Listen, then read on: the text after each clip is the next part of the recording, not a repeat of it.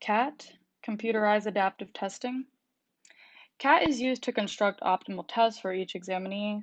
It does this by estimating the examinee's trait level during test administration, and subsequent items are created, well, they're selected from the item bank based on the examinee's ability level, that trait level theta. Items are selected to match the examinee's estimated theta according to IRT. So yeah, it uses IRT to do this, and it works to describe their response behavior. So it's different from regular paper and pencil tests because different examinees, test takers can receive tests of different lengths, different content, and different difficulty levels. So CAT has several advantages over paper and pencil tests. They can be shorter, they have better measurement precision, there's immediate scoring, which is nice. It is expensive and might not be available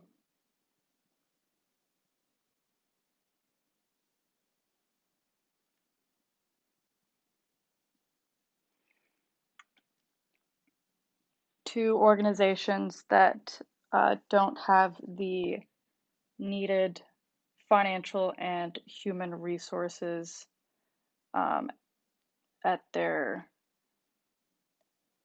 disposal. So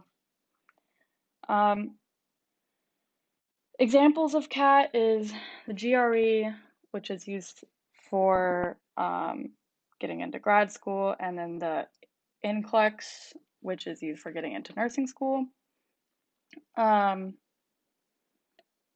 there are also possibilities for IO practitioners to use them, and not just practitioners, but researchers as well. But for this example, I'm going to use it from a practitioner standpoint, and we're going to be pretending that we're using a CAT, a computerized adaptive test, to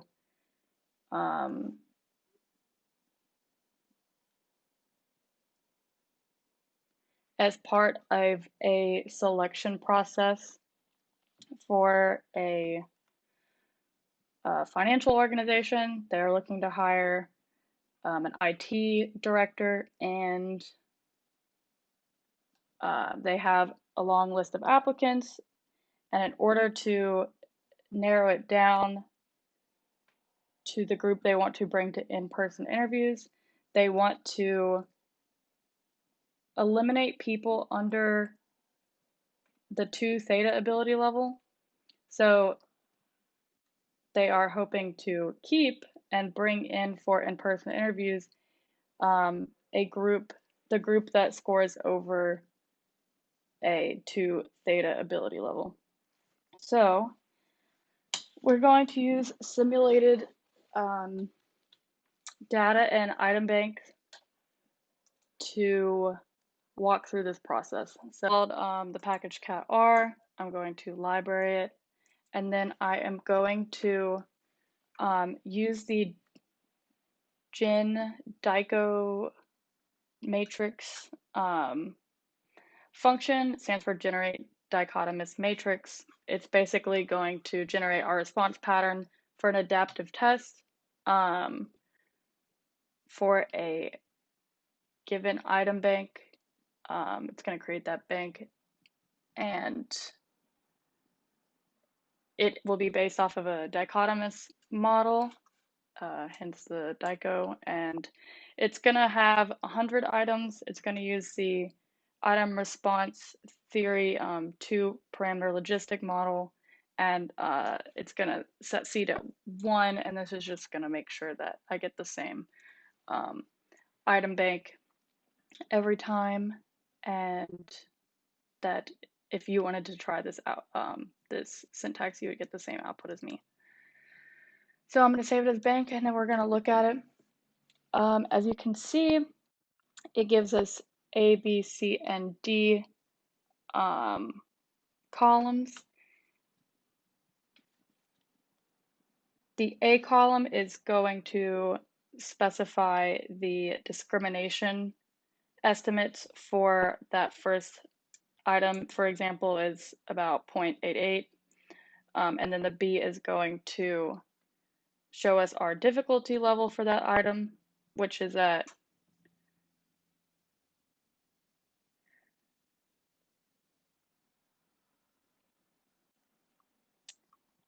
our, for this one is negative 0.63. And then C and D are the, generate the parameters for the asymptote levels. So C is going to be our lower level of 0, and D is going to be our upper level of 1. So that's where it will asymptote. So that's what we're working with here. We've got 100 items generated, and they are in the bank. Now we are going to start by setting the starting parameters. I have the function list here is what you use to set it, and then I'm doing theta at 0. There's a good bit more that you could put into this function, but I wanted to go with the defaults. For example, I will have a default of 1 item number, so this is going to generate 1 item, 1 starting item that's going to be at a theta level of 0, which is also the default level, but I just wanted to put something in here. And then another important default part of this is the start select. So it's the method for selecting items, and its default is MFI, which is which selects the next item based on what's available and what has the maximum Fisher information at the current ability estimate. So that's all that we've got in here. I'm just going to set it as start. Next, we're going to create the test list, and we're using the method WL, which is the weighted likelihood estimation of provisional ability, and the same MFI criterion for next item selection that was the default in this first one. It's probably the default here, but what are you going to do? So I'm going to set that as test. Yeah, these are the test parameters. And move on to our stopping rule. I set the rule as classification because we want to classify those people over the theta value of 2. So that threshold is going to be 2, and it's going to be tested at a significant value of 0.05. So that's our alpha. I'm going to run that or save it as stop. So then finally we get to running the cat test. The function for doing this is random cat. It's going to generate that random test. This 2 is basically just telling it that that is the theta value that I want to have. That's the true theta value that I want this test to be looking at. It's going to use my bank. It's going to start with my start. It's going to test using my test parameters I set and stop using the stop parameters I set. Oh, and I'm not using this anymore. So I'm going to save that as results, and then we can look at it here. So as you can see, the item bank was calibrated under 2PL model, which is what we wanted. The true ability level being 2, which is what we wanted to look at. It's just going to summarize my starting, test, and stopping parameters. I kind of talked about these already, but it's going to have that 1 early item, and it's going to use the MFI for choosing the next item. selecting the next item. And the starting ability is going to be 0 theta because we're just going to make it average and assume that that'll kind of, 50-50 break up people taking it and start creating those next items or choosing those next items from the bank based on how they answer this first theta 0 question. So then there's the test parameters using MFI, weighted likelihood estimator, which is what we use for provisional ability estimation. Then we have, I did not use an estimation adjustment just because this is a pretty simple little test that we're running. So I left as is. Type of standard error is asymptotic. And then ASE formula is classic, I suppose, because I did not set one for it. So it's just using the default. Stopping criterion, it's going to be based on 95% confidence interval, which was set by my alpha at 0.05. And the classification threshold is the theta value of 2. So it number of random starting items was 1, number of random test items was 1, and then I didn't set anything for control content balancing because, like I said, this is just a simple example. So walking through this as if I am the person taking it, this would show the response pattern that I got. So as you can see, the length of the test ended up being 28 items. It shows you which items from my item bank it used. So it started with number 66. And then response 1 is going to be correct, 0 is going to be incorrect. So it's showing which ones I got right. And then you can watch the estimated theta value move. So they got the first one right, so it went up to 0.9. They got the second one right, it went up to 1.48. They got the next one wrong, it went down to 0.99. Got it right, it went back up, and it pretty much keeps going that way.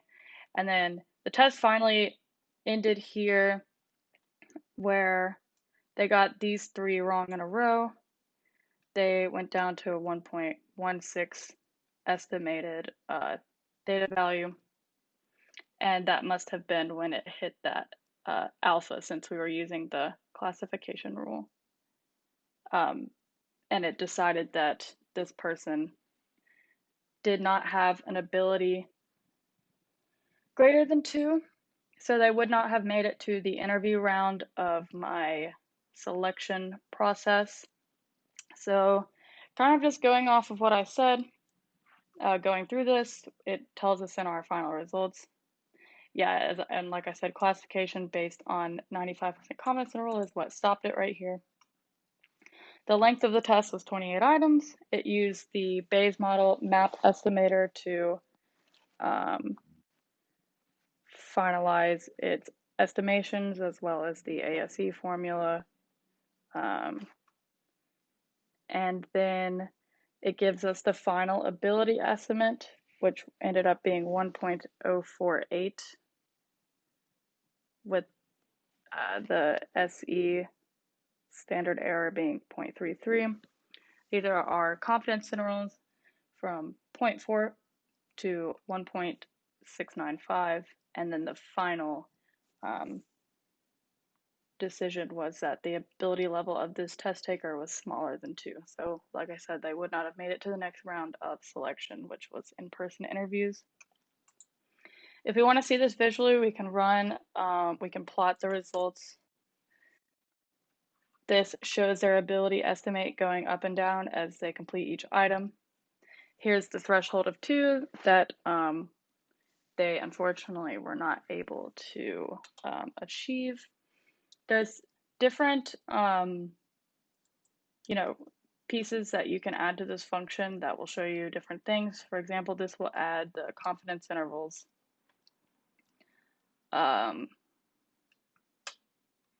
So yeah, you can see as they kept going, the test was able to become more confident in the ability of the test taker.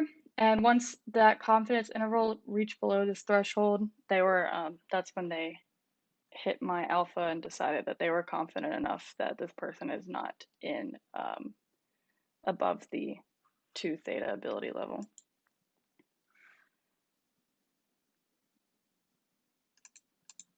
Adding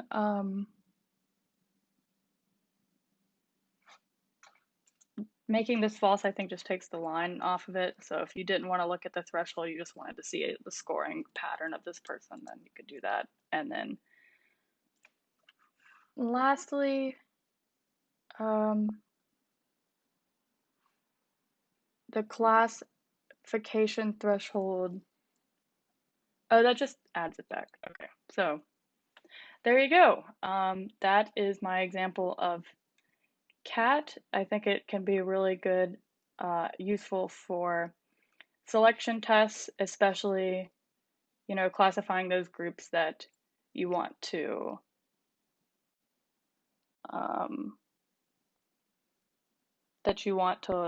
look at with more precision. And it can be really helpful for selection panels if you're really trying to narrow down a very specific group, because selection processes can be expensive, and if you're trying to, like in this example where the next part of the process was in-person interviews, and say your company likes to pay for travel for people to come interview, you're going to want to make sure that you're only paying to fly in people that